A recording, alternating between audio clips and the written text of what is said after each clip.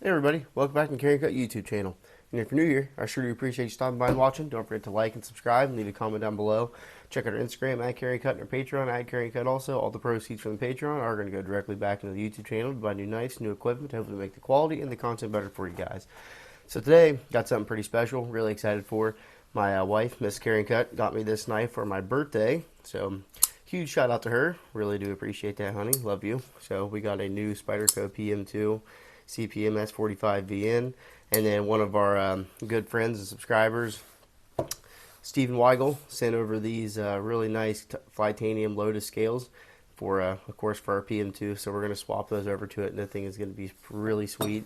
Then we also got a Lynch Northwest deep carry clip to go on it too. So this thing's getting the full treatment, and really excited for it. So let's go ahead and tear this thing apart. It's been a while since I've done one of these.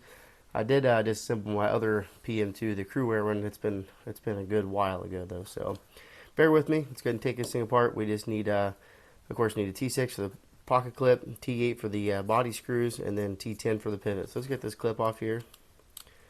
First and foremost, be very careful with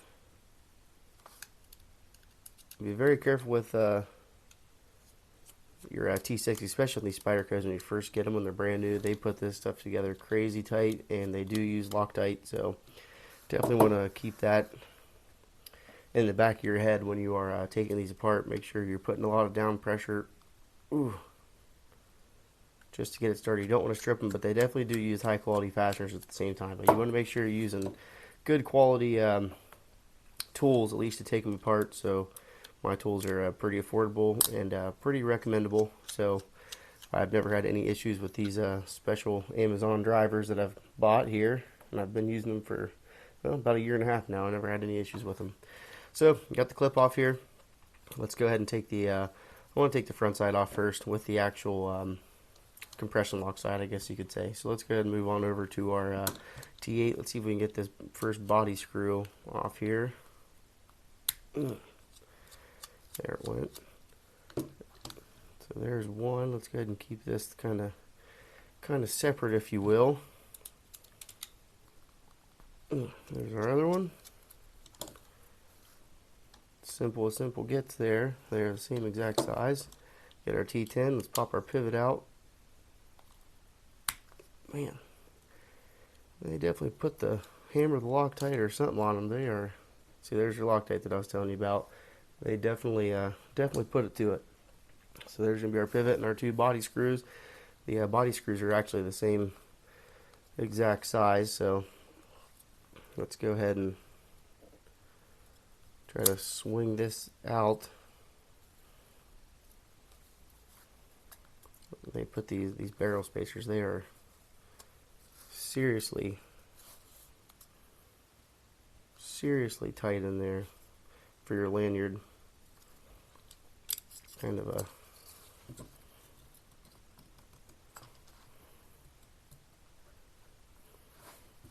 was one thing I've seen people doing was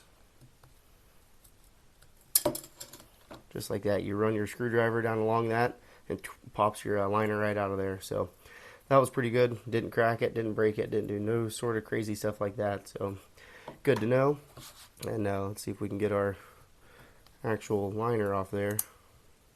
That's a good way to actually see what's going on with the inside of your knife there. There's your compression lock in action. Flips right down on. So it's kind of like a reverse liner lock or like a back mounted liner lock if you want to think of it that way. So definitely pretty cool. I'd like to get this darn thing off here. So it's coming off there easy. Our pivot is definitely not liking it as much. It does not want to cooperate with this. It should come off there somewhat easily, I'd want to. But this thing is brand new. I've only flipped it open about 10 times, so it's definitely going to be somewhat stubborn. I don't know if we can get our little pry tool in there anywhere or not.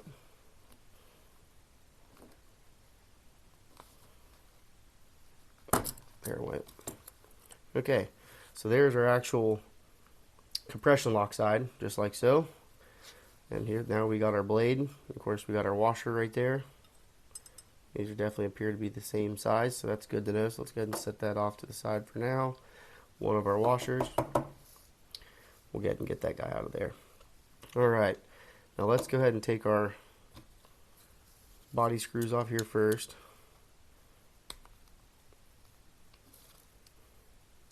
And these things are a little tricky, especially since they want to keep turning on you.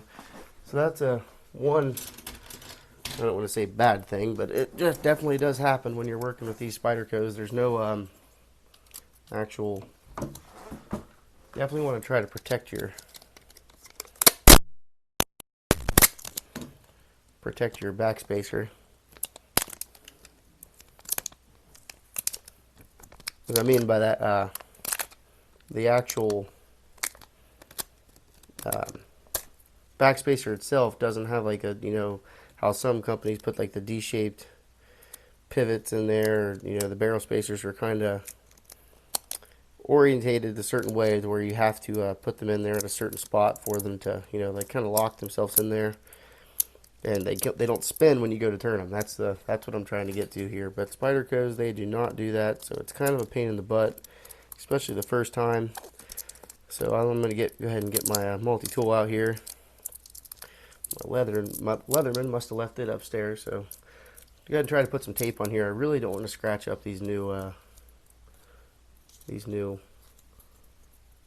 backspacer, I guess you could say. So let's get our T8, try to get this broke loose, put some pressure on your other side, and see, there it went right there. Alright. And these are going to be different. These barrel spacers are going to be different lengths, so something to keep an eye on. But your actual pivot, it does have a D-shaped collar on it, so that darn thing is tight.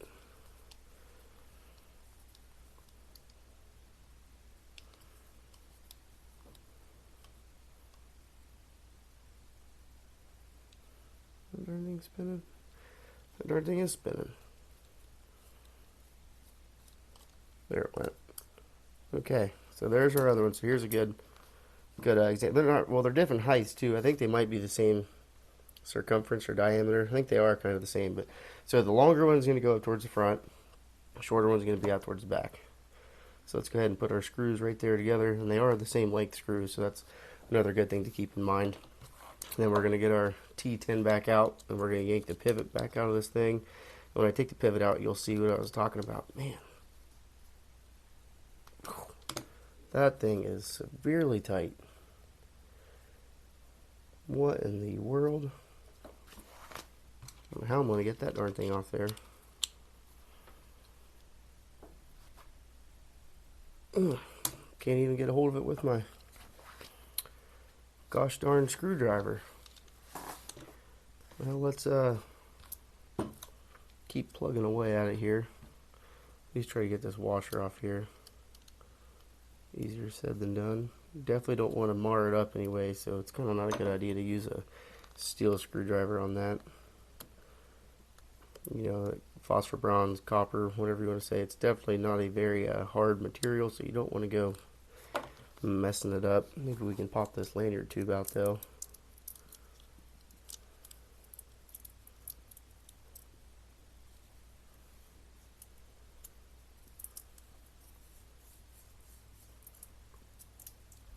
Alright, we're going to put a brake on this real quick. I'm going to have to go get us some other tools to get this pivot out of here. Alright, we're back. That was crazy. Everything on this knife wanted to fight me. I ended up getting a propane torch and even this punch and tried to heat it up, and it just did not want to do that either. So I ended up going to the hardware store and getting a T10 1/4-inch drive, you know, socket for my ratchet, and then I got my old soldering iron out, and that seemed to work. So we put the soldering iron on the screw, got it extremely, I don't say extremely hot, but we got it hot enough where it would finally move. So I think the socket was definitely the game changer on that one, because the pivot was super nasty and had, I mean, just an incredible amount of Loctite on it. It was way more than it ever should have been. So that was pretty unfortunate that it had all that Loctite on there. It was definitely crazy. So at least we got it all apart though. I was starting to lose hope on it. And then the same thing with the gosh darn barrel spacer on the back. That thing was a nightmare to get off there too. So everything just seemed like it wanted to fight against me taking this knife apart, and it really did not want to come apart. So that's too bad, but we didn't let it win. So we're actually going to be keeping on here. So let's kind of get all these tools out of the way. I had 2 pairs of multi-tools out. I had the soldering iron, the propane torch. I have a whole bunch of stuff I've never used, and we actually put a knife together. So definitely pretty crazy. But we got our 2 G10 scales off, so definitely glad for that. So let's get some alcohol. Let's clean this thing up real quick before we get too carried away with anything else. Just make sure there is no gunk left. And you can even see there's still Loctite left in the gosh darn pivot. It was just, I mean, I couldn't believe. I was watching a video of how to take it out, and the one guy said that it seemed like Spyderco had their employees come with their kids and do arts and crafts day and see how much Loctite they could pile into the pivot. And I was like, man, that's almost just dead on accurate right there. So we tried not to mess the pivot up too much, and I don't think we did. Luckily, I think I did one little mar on it, but it shouldn't be too bad. So hopefully we never have to take this darn thing apart other than to clean it, but I'm not going to be putting any Loctite back in the pivot, at least on that side, because it was a nightmare. So let's go ahead and we're going to throw our 1 scale in just like so. Barrel or back spacer, lanyard tube. It didn't really take that bad of a beating on this one, thank the Lord. And I think that this one is actually going to go back together really easily. So I'm hoping so at least. So let's go ahead and throw our we'll put a little bit of Loctite on these ones though. Sorry, I'm kind of trying to get you guys off camera here. Let's get our T8, and we're going to put our body screws back in here, at least on the one side. We're not going to do nothing crazy. We're just going to snug them up for now. Just get a couple threads on them. Nothing crazy, just so they don't fall out on us. So there's that one. Let's go ahead and get our other screw for this one here.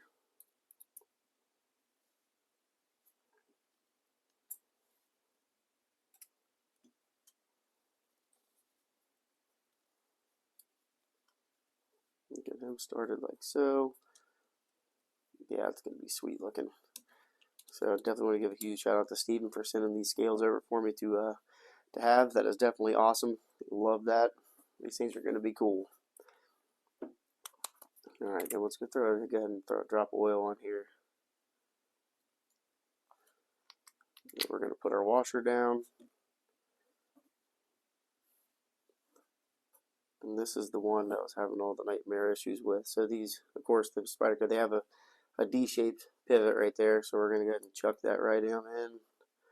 And it goes where it wants to go. This was that nightmare one. I think that I should probably try to clean these threads up, at least get some of that goo out of there, if I can. I tried to let alcohol sit in it too, and see if it could almost like break up some of the Loctite, but I do not have a wire wheel with me right now, so that's kind of unfortunate, or even a wire brush. But definitely just some of the stuff you got to do. Alright, that should work pretty good. I'm going to hold off on the Loctite for that one for now. Let's get our T10 out here.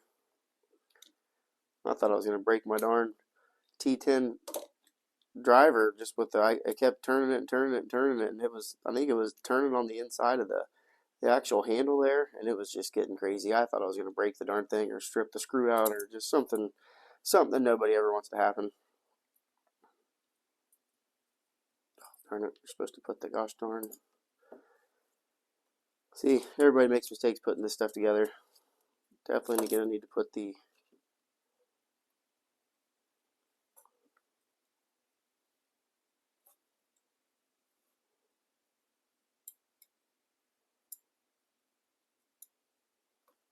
there we go.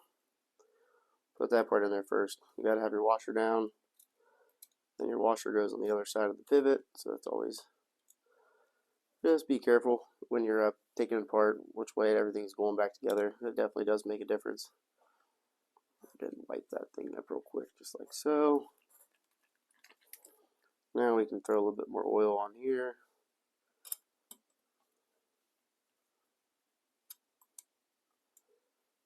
Down there just like so. A little more lube on it.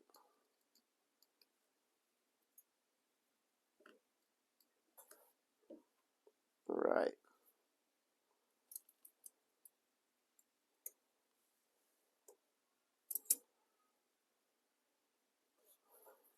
And this is how it's going to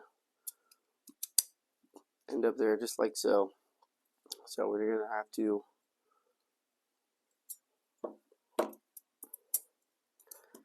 put him on there like that. Oh, where'd our gosh darn lanyard post tube? Let me get back in there.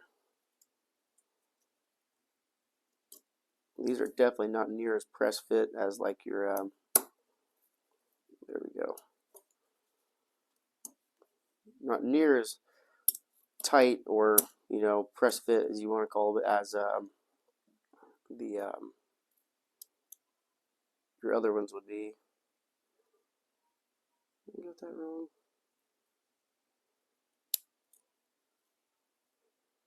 No, it should be going there just like so. So let's go ahead and throw our other body screws in here. Then we'll worry about our pivot last. That's why Steven didn't like this one, because it only had a one-way tip up, right hand tip up pocket clip on it. That's why I was wondering why he couldn't use these. He must have not seen that when he actually bought it in the listing.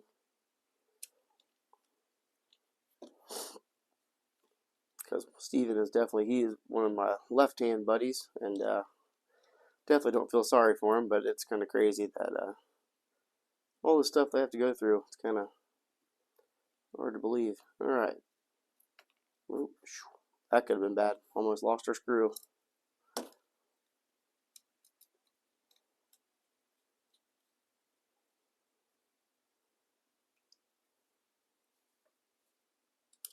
course, we're not getting anything crazy tight right now. We're just snugging everything down, make sure everything's going to line up where we want it to.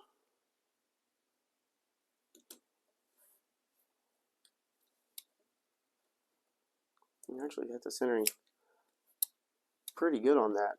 Kind of surprising. Lockup's pretty good. Let's go ahead and try to run these down a little bit here. Now it's kind of tricky. Oh, gotta get your T8 out. Silly. Centering looks good on that one. That's what I was saying. As soon as you go to start tightening, that's why I got my pliers taped up here.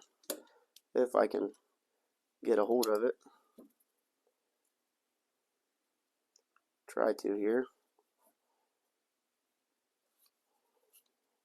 Get your Leatherman in there, at least your multi-tool. Try to get this tightened up. There we go. Like so.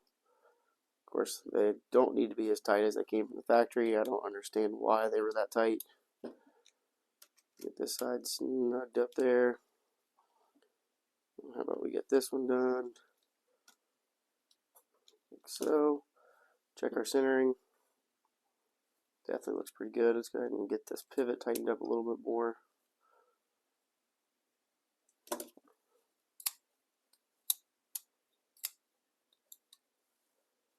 That's about money right there.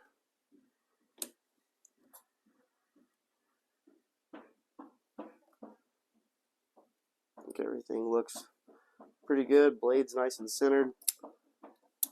Action feels great. And this black, it's like the matte black blade. Of course, your satin, not satin black, but then our matte black clip on there too. This thing is going to be cherry for sure. All right. So let's go ahead and I'm getting excited now. Now you can see the whole picture of what we're actually trying to do here. Let's go ahead and get some Loctite on our clip screws here. Not a lot, just enough. Sometimes these darn things are just such a pain in the butt to get started.